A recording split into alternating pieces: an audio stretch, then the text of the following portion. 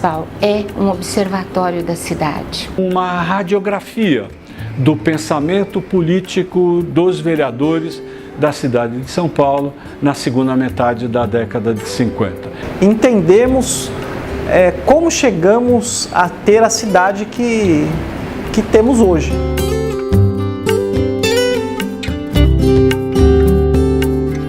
Uma das coisas que a gente percebe na política municipal é essa descontinuidade que havia, porque desde 1930 os prefeitos da cidade eles eram escolhidos, não pelo voto popular, mas eram escolhidos pelos governadores.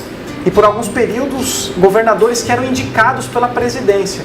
Então, os prefeitos, alguns deles ficaram por períodos curtos. Os vereadores criticavam bastante essa situação da cidade e exigiam que houvesse um planejamento, que houvesse uma diretriz para a cidade. Muitos problemas da cidade, muitos problemas que nós temos hoje na cidade, as bases desses problemas já estavam lançados nesse período dos anos 40, dos anos 50, né? Então hoje nós colhemos o fruto, né, o resultado da falta de planejamento que existiu em outros períodos. Todas essas questões, esse movimento da cidade, de crescimento do centro, de expansão gradual para as periferias, os esforços de tentar articular o transporte para chegar nessas periferias, isso faz com que a população reclame bastante, apresente uma série de reivindicações sobre a má qualidade do transporte, sobre a falta de asfalto nas vias públicas, sobre a falta de saneamento. A população começa a entender que eles tinham direitos que precisavam ser atendidos pelo poder público. Os vereadores apontavam necessidades dos bairros e apresentavam ao prefeito, exigindo que o prefeito atentasse, né, e dirigisse esforços para a solução desses problemas.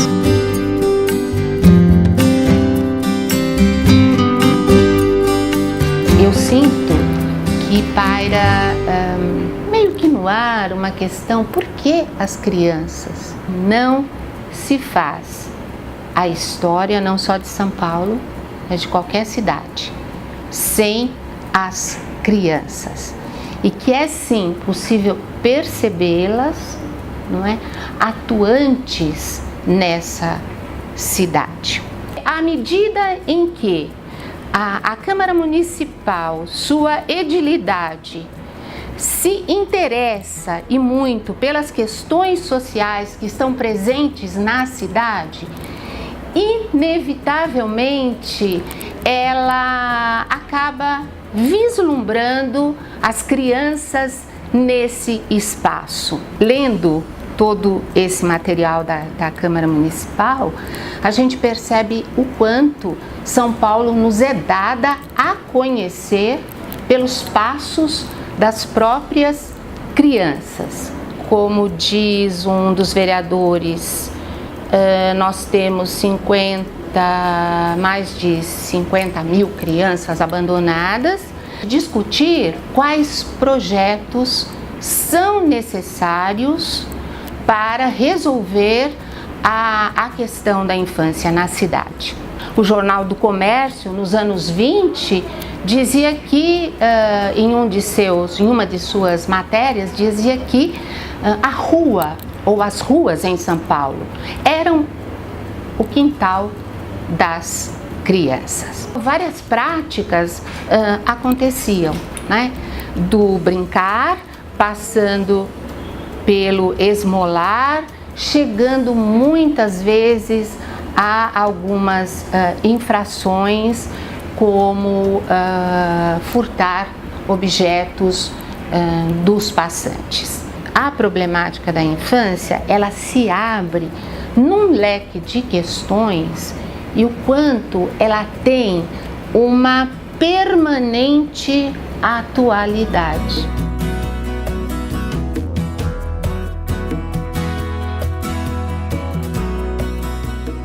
E a mim foi muito prazeroso produzir esse capítulo e perceber como, de alguma maneira, toda a história de São Paulo estava ali presente naquele momento. As festas do quarto centenário, como se elas fossem uma continuidade da luta dos bandeirantes, como se elas fossem uma continuidade da Revolução de 32, de São Paulo, lutando pela democracia.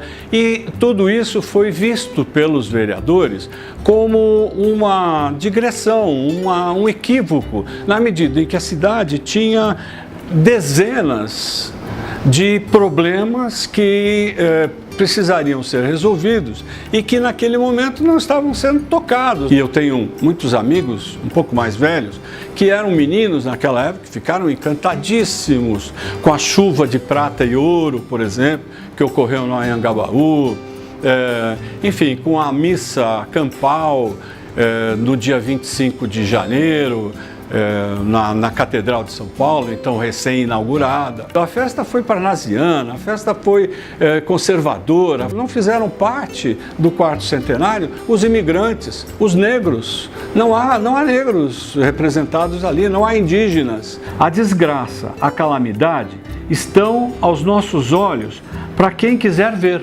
Convido Vossas Excelências que cheguem aos bairros pobres, visitem as favelas e vejam essa cidade que é tida como a mais rica do Brasil. Este é o verdadeiro espetáculo dessa cidade, no ano da graça do seu quarto centenário. Não tem água, não tem luz em São Paulo e o pessoal quer ficar fazendo festa. E, infelizmente, para nós que somos pósteros deles, essas questões ficassem muito mais no nível da denúncia do que no nível da solução dos problemas propriamente da cidade. É muito mais uma história de continuidade de problemas do que rupturas. Desenhava-se a arquitetura de uma cidade muito bem organizada, uma cidade para os seus cidadãos, uma cidade afável, amigável, uma cidade com transporte, etc. Estava tudo lá, não foi feito. Mas isso é uma outra questão que extrapola propriamente o nível do parlamentar, da proposta. E isso está bem representado na Câmara Municipal daquele período. É estudando a história, é se interessando pela história do município, que você pode construir uma ponte com a contemporaneidade.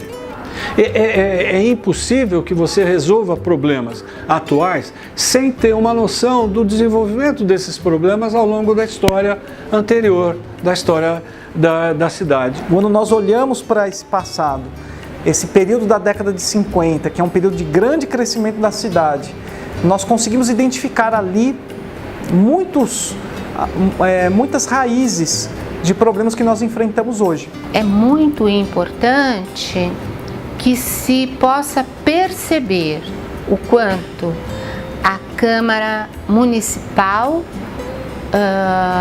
ela é um locus de discussões que não são vazias ou que não podem, não devem ser vazias. Nos sentimos participando de um projeto de democratização mesmo da cidade, no sentido de que conhecer a sua história é resolver os seus problemas. Eu acho importante que a Câmara Municipal hoje tenha projetos como esse, que é um projeto, não é, que representa um compromisso com a sua própria história. É muito interessante quando dirigimos o nosso olhar para o nosso espaço, para a nossa localidade, para os nossos problemas.